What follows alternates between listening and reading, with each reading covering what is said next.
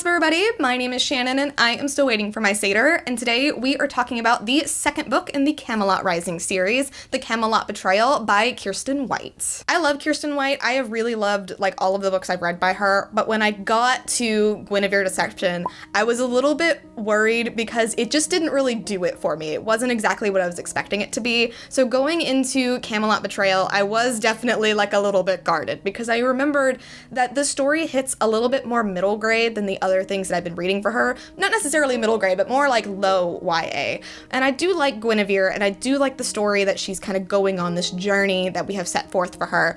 But it just wasn't quite hitting me like I was hoping like her other books did. And I will say with Camelot Betrayal, I did spend most of this book struggling a little bit. It is pretty slow. I feel like a lot of things happen, but also nothing happens. It's so weird. We really do go from problem to problem to problem to problem. And really what it's trying to do is build up why Guinevere does what she does at the end. The way we jump around from things made the pacing feel a little bit weird because you would think that it's fast paced because we're jumping around from so many different problems, so many things happen, but it did feel kind of slow because we would jump back to a conversational scene and it felt like the characterization was backsliding.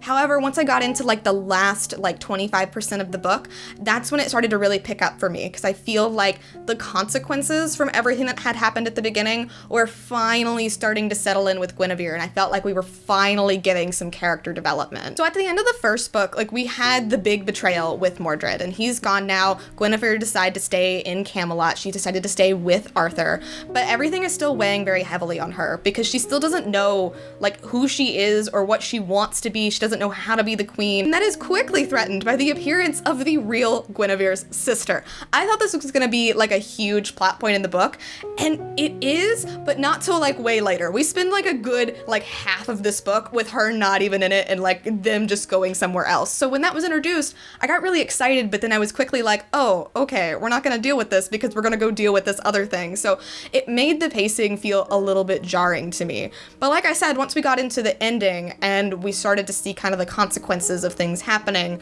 it did start to click for me more, and I did start to get more invested. And I will definitely say the ending of this book has me more excited for the next one than the end of Guinevere Deception did, because we're in a different place, and I feel like Guinevere finally has a purpose now. I feel like she's starting to get these new questions posed to her, and I really do enjoy that. One other thing I didn't super like about this book is that there were times in it when the narrative would stop and a story would be told to us, which I did like. I liked the stories that were being told. It was a little bit of a strange choice because it felt like Guinevere didn't have a lot to do. A lot of things were just being told to her. So like I said, at the end, when we finally get to see her, dealing with this and then finally making decisions, it did feel good, but it was a long time coming and I was worried if it was gonna happen at all. Overall though, I am giving this book a B-. While it has been a little bit of a struggle and it definitely hasn't been my favorite from Kiersten White, I am really interested in Guinevere's story, and I do want to see